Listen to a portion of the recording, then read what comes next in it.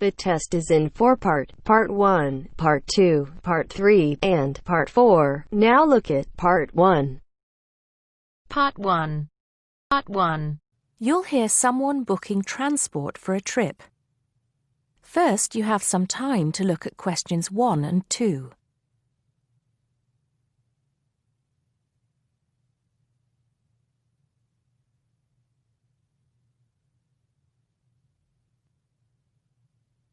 Now we shall begin.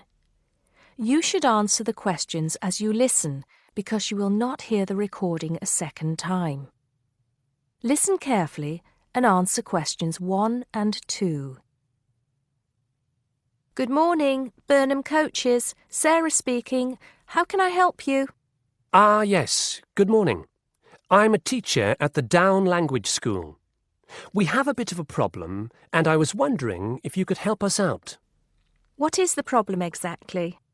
Well, we normally take our students on an excursion at the end of their course. But unfortunately, the coach firm we normally use has let us down. It seems they've gone out of business. I'm sorry to hear that. I suppose you are looking for a replacement. Well, yes. We won't need a very large coach, actually. There will be 30 students and 4 teachers. So that's 34 in all. And what dates did you have in mind? The last Saturday and Sunday of this month. That's the 28th and 29th. The 28th and 29th.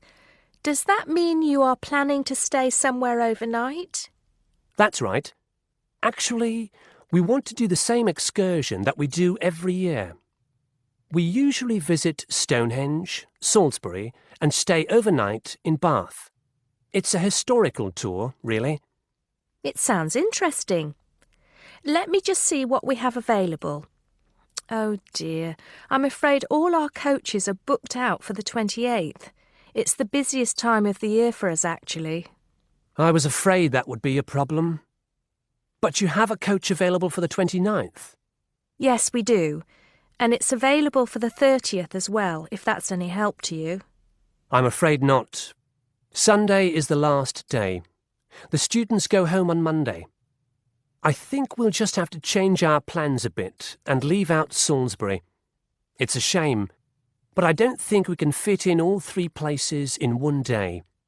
So you would like to book the coach for the 29th, visiting Stonehenge and Bath, is that right? Yes, I think so. Before you hear the rest of the conversation, you have some time to look at questions 3 to 10.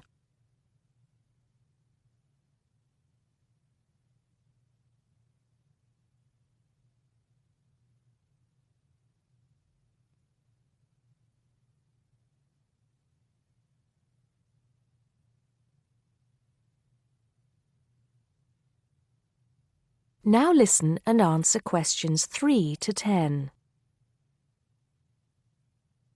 Right, I just need a few details, sir. OK. My name is Paul Scott. S-C-O-T? It's double T, actually. I'm sorry. And it's the Down Language School. Could you give me the address for that, Mr. Scott? Yes, it's Down House, Hill Street, Brighton. Do you need the postcode? No, that's not necessary, but I do need a contact number.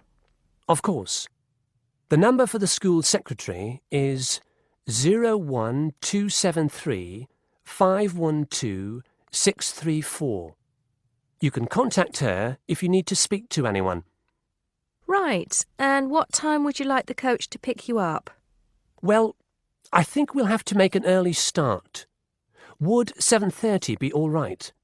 Yes, no problem at all. What time do you want to be back? Oh, any time between 10 and 11 will be all right. Not later than 11, though. Right, I'll make a note of that. 11 p.m. latest. There's just one more thing I need to know. Presumably, you'll be visiting Stonehenge first. How long do you want to stay there? Well, we normally stay about an hour. The main objective of the excursion is for the students to see the Georgian architecture in Bath, really.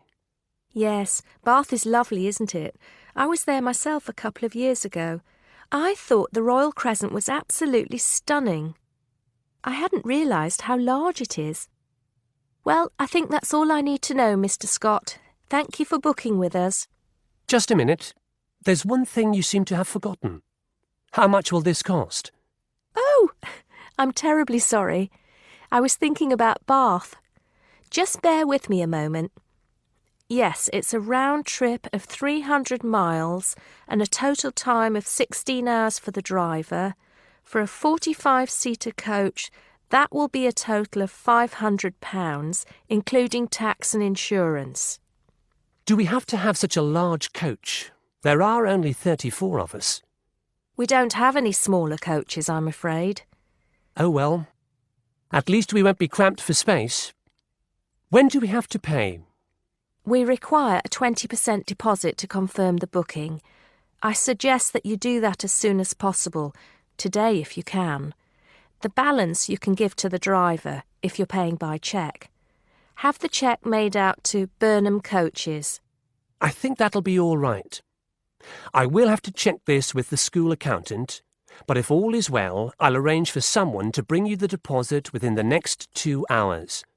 That'll be fine, Mr. Scott. Well, thank you very much indeed. Goodbye. Goodbye. That is the end of part 1. You now have half a minute to check your answers.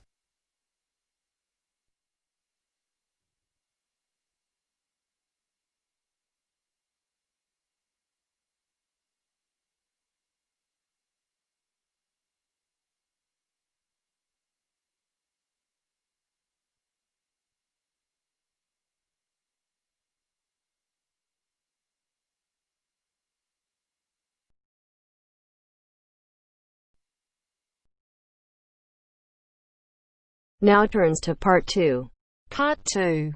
You'll hear 2 university students discussing experiments. First, you have some time to look at questions 11 to 15.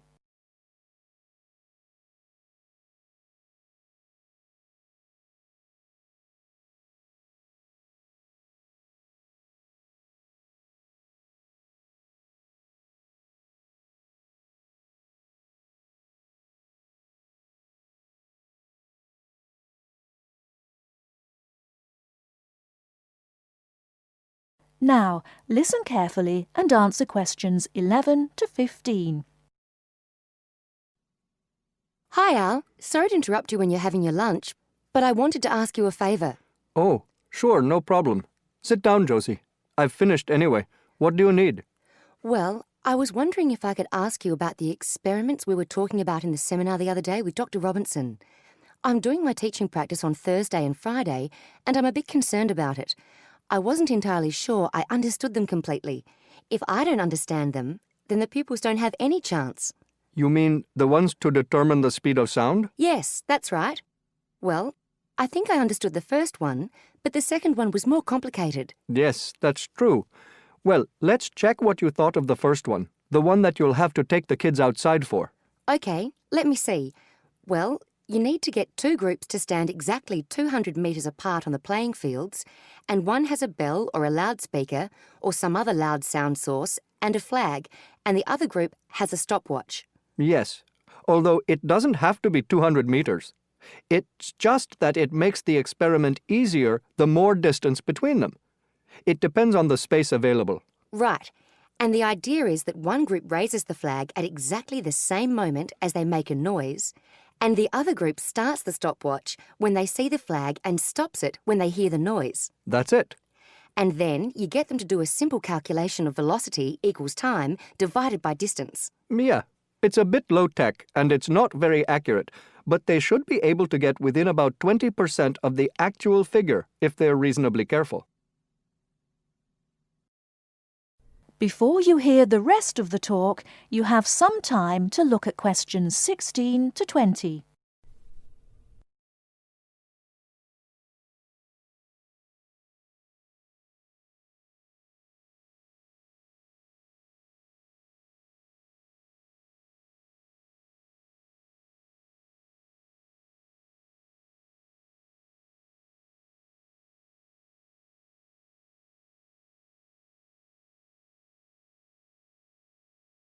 Now listen and answer questions 16 to 20. OK, so I understand that. It's the other one, the one with the tube I was having a few problems with. Can you just talk me through that and tell me exactly what I have to explain to the pupils? Okay. Well, the thing to remember is that sound is a wave, and waves have both frequency and wavelength. You should start them off with exploring waves in water, and that'll introduce a few key concepts. Sound waves aren't exactly the same because they're compression waves, but it's more or less the same principle, at least for pupils at this level. I've got some ideas for that. So they understand wavelength and frequency, and then we move on to the experiment. For that we need, let me just have a look at my notes. A long tube, a tuning fork, and a large barrel of water. Now, what do they do with those? And what's the point of it? It's fairly simple, really. You'll just have to remember that velocity equals wavelength times frequency. Ah, yes, that's the key, isn't it? Yes, the tuning fork is manufactured to produce a sound of a given frequency. So that just leaves you one thing to measure. The pupils hit the tuning fork so that it makes a sound and hold it toward the end of the long open tube. That makes the air vibrate. They should slowly move the tube up and down. They'll find that in some positions it gets louder. That's because of resonance. What's that again? It's when there are a whole number of waves in the column of air in the tube. It makes it louder. They then measure the length of the column of air, and they can work out the wavelength from that. And that's more accurate than the other experiment? Well, it is if the pupils take an average using different tuning forks. It should be much more accurate. Thanks, Al. That's clear to me now. I can't think of any more problems. Just make sure that the pupils keep good records. You need to tell them how important that is. Any mistakes with the maths can be corrected later, but you don't want them to have to go back and get the data again. You probably wouldn't have time for that anyway. Good advice, yes. I just hope it goes well in the classroom now. Good luck.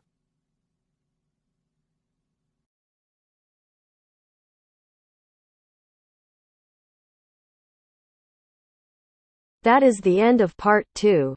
You now have half a minute to check your answers.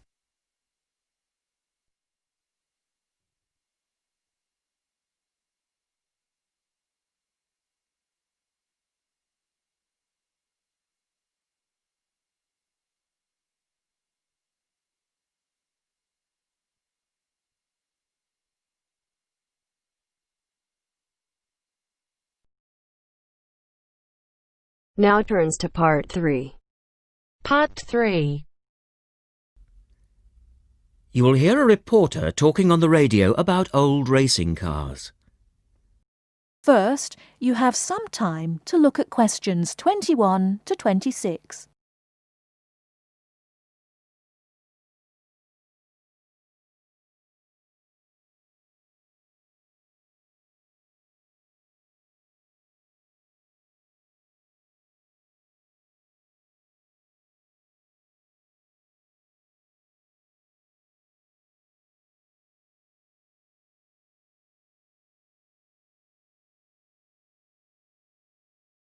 Now listen carefully and answer questions 21 to 26.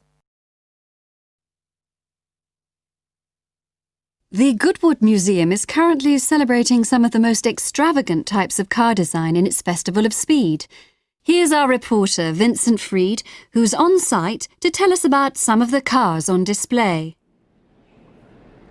Well, here I am, standing in front of one of the most prestigious cars ever built, the Duesenberg.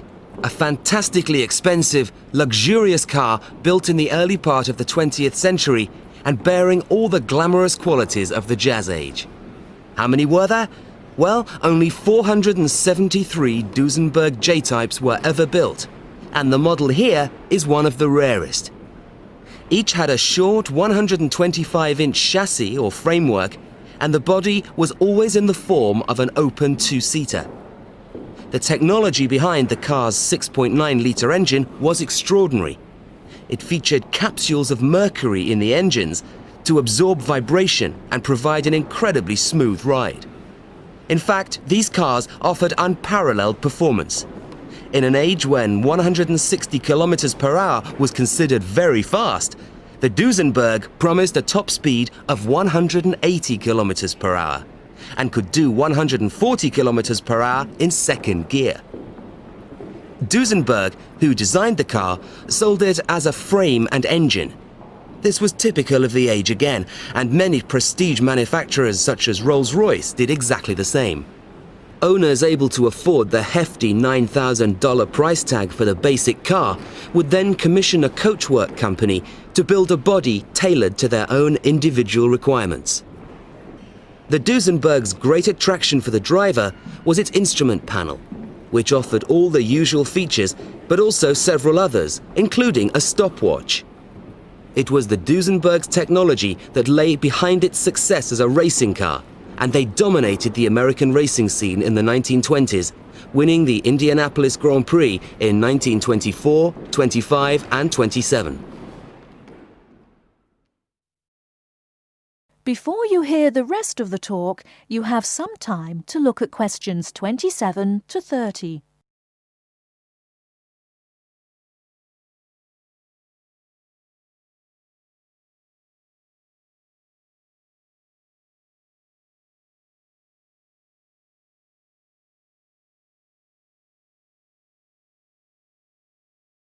Now listen and answer questions 27 to 30.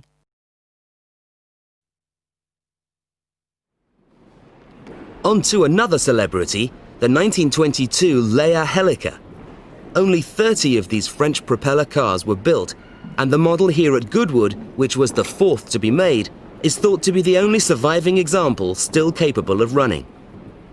The brains behind this car was Marcel Leia, who was an aviation pioneer first and foremost, and the influence of flying is quite apparent in the car.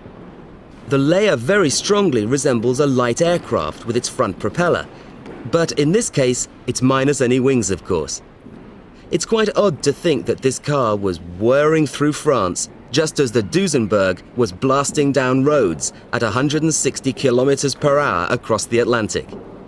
The Leias were used regularly in France in the 1920s and were even produced in saloon and van form, as well as two-seater.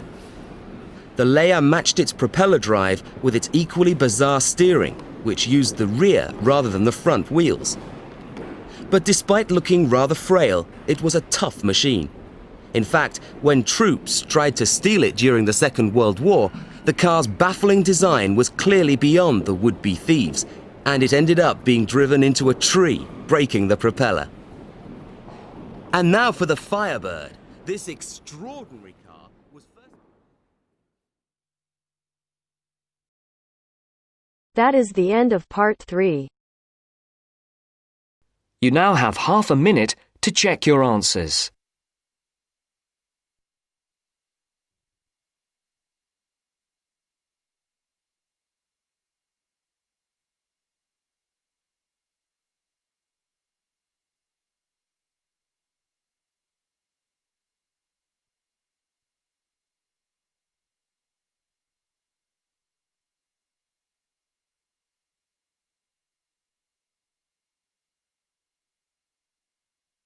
Now turns to part 4. Part 4. You will hear a postgraduate psychology student talking to other students about a job satisfaction study he has investigated. Before you listen, you have some time to look at questions 31 to 40.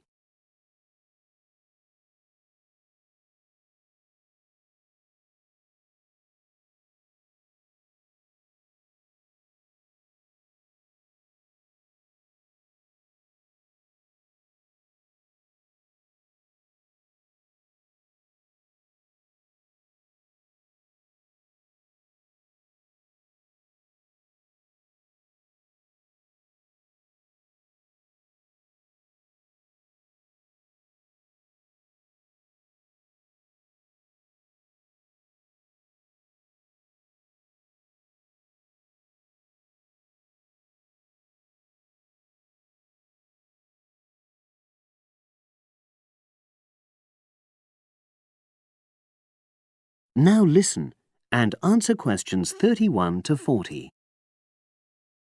Good morning, everyone. For my presentation today, I'm going to report on an assignment that I did recently. My brief was to analyze the methods used in a small study about job satisfaction, and then to make recommendations for future studies of a similar kind. The study that I looked at had investigated the relationship between differences in gender and differences in working hours and levels of job satisfaction amongst workers. For this purpose, employees at a call center had been asked to complete a questionnaire about their work. I'll summarize the findings of that study briefly now. First of all, female full-time workers reported slightly higher levels of job satisfaction than male full-time workers. Secondly, female part-time workers reported slightly higher levels of satisfaction than female full-time ones did. On the other hand, male part-time workers experienced slightly less job satisfaction than male full-time workers. But although these results seemed interesting and capable of being explained, perhaps the most important thing to mention here is that in statistical terms, they were inconclusive. Personally, I was surprised that the findings hadn't been more definite, because I would have expected to find that men and women, as well as full and part-time workers, would experience different levels of satisfaction. So I then looked more carefully at the methodology employed by the researchers to see where there may have been problems. This is what I found. First of all, the size of the sample was probably too small. The overall total of workers who took part in the survey was 223, which sounds quite a lot, but they had to be divided up into subgroups. Also, the numbers in the different subgroups were unequal. For example, there were 154 workers in the full-time group, but only 69 in the part-time group. And amongst this part-time group, only 10 were male, compared to 59 who were female. Secondly, although quite a large number of people had been asked to take part in the survey, the response was disappointingly low. A lot of them just ignored the invitation. And workers who did respond may have differed in important respects from those who didn't.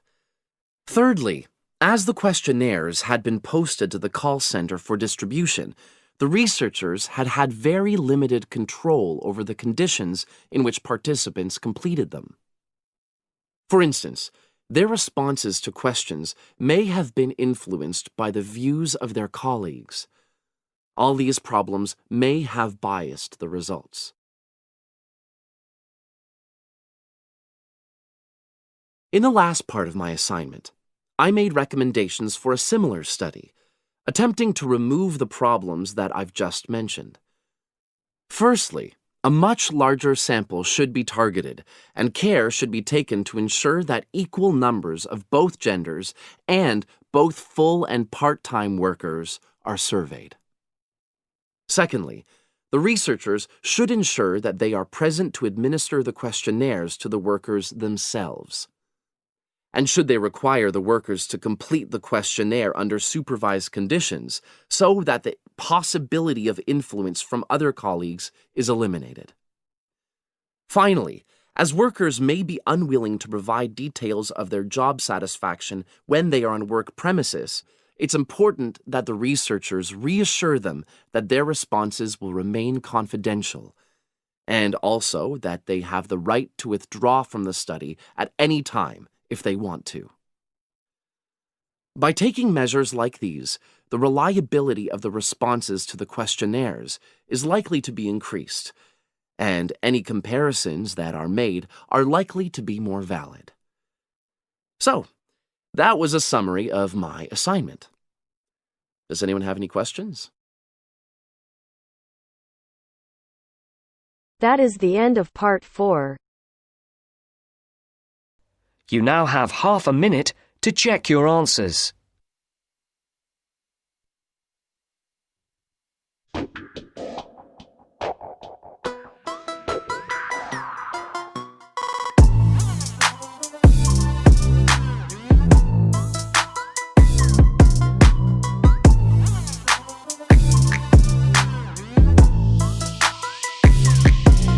That is the end of the test.